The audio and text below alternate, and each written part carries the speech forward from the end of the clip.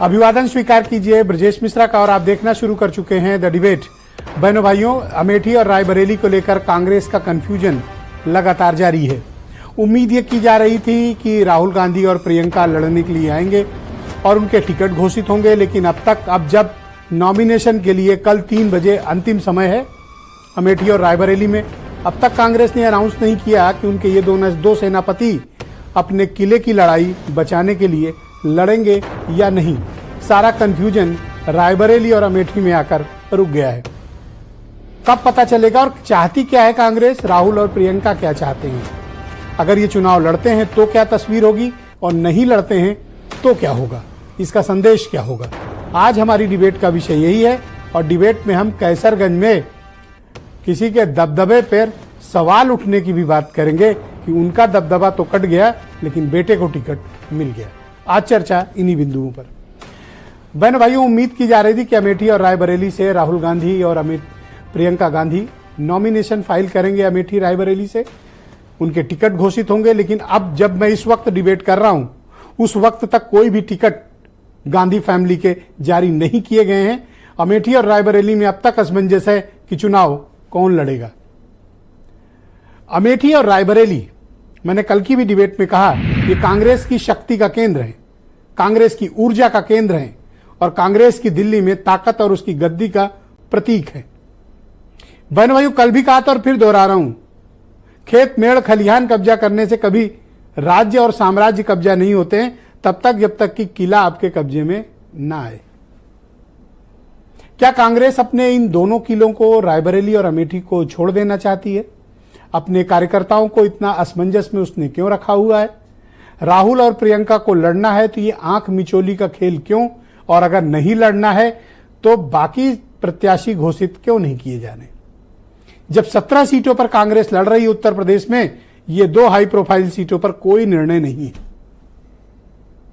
ये किस तरह का कंफ्यूजन कांग्रेस के पार्टी के भीतर है? दरअसल स्मृति ईरानी से हारने के बाद राहुल गांधी का ऐसा प्रतीत होता है कि अमेठी से मोहभंग हो गया है। मुझे याद है कि 5 सालों में राहुल गांधी 2 या 3 बार अमेठी आए होंगे, वो भी एक बार भारत यात्रा में और एक बार जब 2022 के चुनाव चल रहे थे तो एक कार्यक्रम में। अमेठी से लगभग उन्होंने अपना नाता तोड़ सा लिया था और ये उन्हें उम्मीद नहीं थी कि अमेठी से कभी हारना भी पड़ेगा, लेकिन हारे वो। लेकिन अमेठी पर मुड़कर देखने वाली बात फिर रही कि मुड़कर ज्यादा देखा नहीं। गांधी फैमिली ने भी बहुत ज्यादा रायबरेली से भी वास्ता नहीं रखा। लेकिन बहनों भाइयों, इन दोनों क्षेत्र के मतदाताओं की एक खास बात है, लहर किसी की हो, सुनामी किसी की भी हो, आंधी किसी की भी हो, इस क्षेत्र को पसंद है तो गांधी। कैसे? आपके मन में ये प्रश्न होगा।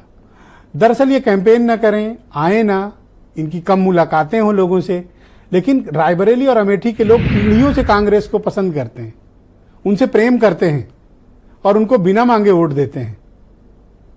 आसपास की सीटों में कांग्रेस की जमानत जब्त हो जाती है, लेकिन इन जगहों पर कांग्रेस को बड़ा बोलबाला है आज भी। और अगर गांधी परिवार लड़ता है तो सूरत हाल निश्चित तौर पर बड़ा कठिन होगा बीजेपी के लिए, आसान कुछ भी नहीं होगा। बीजेपी ने अपने 2019 के कैंडिडेट और वर्तमान में कैबिनेट मिनिस्टर दिनेश प्रताप सिंह को रायबरेली से चुनाव मैदान में उतार दिया है। दिनेश प्रताप सिंह कभी सोनिया गांधी और गांधी फैमिली के बड़े खास सिपह सलार थे और रायबरेली में एक तरीके से डिफेक्टो सांसद वही हुआ करते थे। लेकिन वक्त बदला, वो बीजेपी चले गए और अब गांधी परिवार को खुलेआम चुनौती दे रहे हैं। वो यूपी सरकार में मंत्री हैं और फिर से एक बार लोकसभा के प्रत्याशी घोषित किए गए। दिनेश प्रताप सिंह ने सोनिया गांधी के मार्जिन को 3.5 लाख से घटाकर महज 1.5-2 लाख के पास लाकर समेट दिया था। तो इस बार अगर नॉन गांधीज लड़ते हैं तो रायबरेली में क्या होगा, और अगर नॉन गांधीज उतरे अमेठी में तो राहुल को तो स्मृति ईरानी ने पहले ही हरा लिया, दूसरा कोई कांग्रेस का प्रत्याशी क्या उनके सामने टिक पाएगा? प्रश्न इस बात का है। और ये कंफ्यूजन क्यों है? कोई संकट है या फिर पॉलिटिकल क्राइसिस है या फिर टिकट कौन कहां से लड़ेगा, इसको लेकर कोई डिस्प्यूट है? कुछ तो बात है, वरना सामान्य परिस्थितियों में ऐसे मुकाबले की सीटों के नाम घोषित हो जाने चाहिए, लेकिन नहीं हुए। आज हम बात करेंगे इस पे। कल मैंने कैसरगंज की बात कही थी कि कैसरगंज के मतदाताओं ने आखिर क्या कसूर किया है कि दोनों बड़ी पॉलिटिकल पार्टी बीजेपी और समाजवादी पार्टी अपने कैंडिडेट नहीं दे रही। अब ब्रजभूषण शरण सिंह का टिकट कट गया है।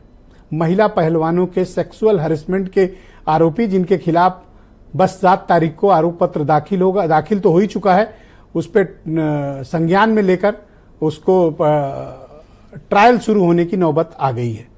यानी अगर वो मामले में थोड़ा भी ऊंच नीच हुई तो ब्रजभूषण के लिए बड़ा संकट होगा, लेकिन पार्टी ने उनका टिकट काट दिया है। ब्रजभूषण शरण सिंह अब चुनाव नहीं लड़ रहे हैं और 96 के बाद पहली बार ऐसा है कि ब्रजभूषण शरण सिंह चुनाव मैदान में नहीं है। तब जब अभी वो ठीक ठाक पोजीशन में है और उनका अपना दबदबा मजबूत रहा है, लेकिन भारतीय जनता पार्टी ने टिकट काट कर ब्रजभूषण शरण सिंह के दबदबे को ऑलमोस्ट खत्म कर दिया है। टिकट दिया उनके बेटे को।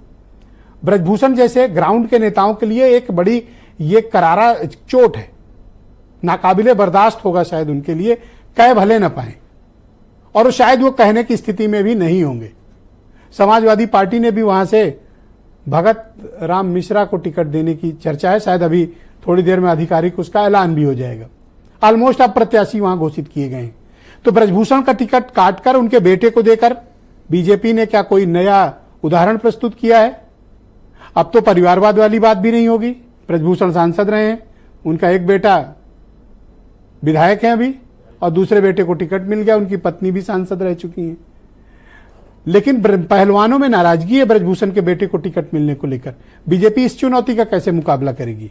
और क्या ब्रजभूषण अपना टिकट कटने के बाद जो उनके अंदर की खिन्नता है उसके रहते हुए वो क्या बीजेपी की मन से सहायता कर पाएंगे? यही सारे सवाल हैं आज जो हमें इस डिबेट पे बढ़ाने हैं। आप कुछ स्टेटमेंट सुन लें, फिर आज की परिचर्चा आगे बढ़ेगी। नामांकन में लिख दिए कि वायनाड ही उनका परिवार है।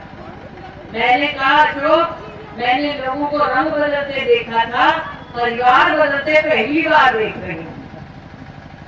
जिन्होंने वर्षों वर्ष अमेठी की गोली वाली जनता को रिश्तों के नाम पर छलावे के अलावा कुछ नहीं दिया, अब वो पलट कर आएंगे, चुनाव में मुंह दिखाएंगे, फिर चुनाव बाद खून हो जाएंगे। सीईसी ने पूरा अधिकार कांग्रेस अध्यक्ष को दे दिया है। कांग्रेस अध्यक्ष सोच रहे हैं, बातचीत हो रही है, ऐसे तो कई अफवाहें हैं, पर औपचारिक तौर से रायबरेली और अमेठी को लेकर कौन हमारे उम्मीदवार है, कांग्रेस प्रेसिडेंट की ओर से एक घोषणा जरूर आएगा।